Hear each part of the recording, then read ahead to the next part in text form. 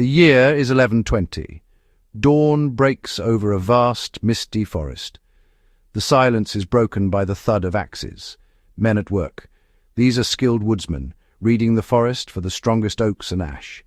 Every tree is chosen with care, destined to become the bones of a fortress. The forest is a living cathedral, its timber the foundation of power. Danger is ever present. A single misstep could mean disaster. Yet the woodsmen work with confidence, their craft passed down through generations. The sharp scent of fresh wood fills the air as shouts echo between the trees. Every swing of the axe is a declaration, human will shaping the land. These trees will become gatehouses, palisades, and great halls. The forest is the cradle of the fortress, its strength harnessed for generations. From this misty dawn, a castle will emerge. The transformation from forest to fortress begins here. Not just any tree would do. The master carpenter sought the oak, king of the forest. Oak's dense, durable heartwood was prized for its strength and resistance to rot. Carpenters searched for straight, tall trees, tapping trunks to detect hidden flaws. The right tree meant a strong beam. A mistake could doom a castle wall. This selection was an art honed by generations. Builders looked for timber that had survived storms and droughts, champions of the forest. Their deep knowledge of the land was a form of power, allowing them to build fortresses perfectly suited to their environment. Oak was more than material, it was a symbol of endurance. By building with oak, lords aligned their power with nature's strength.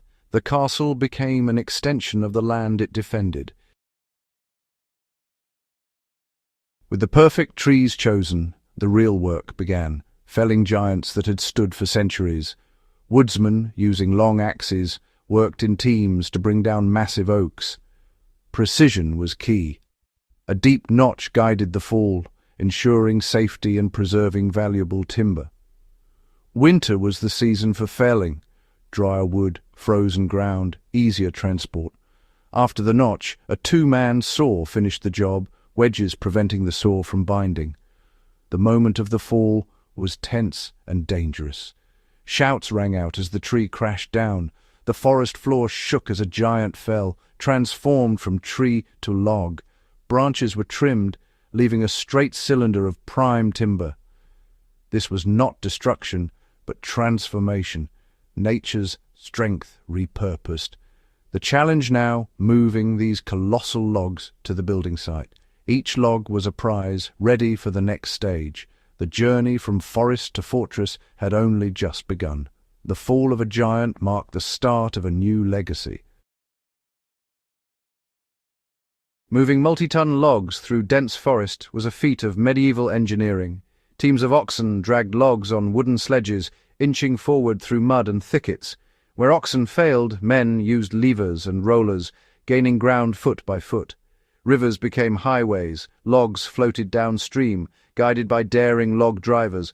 Waterways dictated where castles rose, as supply was everything. The river was the lifeline, delivering timber from forest to site. The journey was slow, dangerous, and required immense coordination. Each log that arrived was a testament to ingenuity and effort. The landscape shaped the builders' plans as much as their ambition. Every delivered log was a victory in the quest to build for the ages.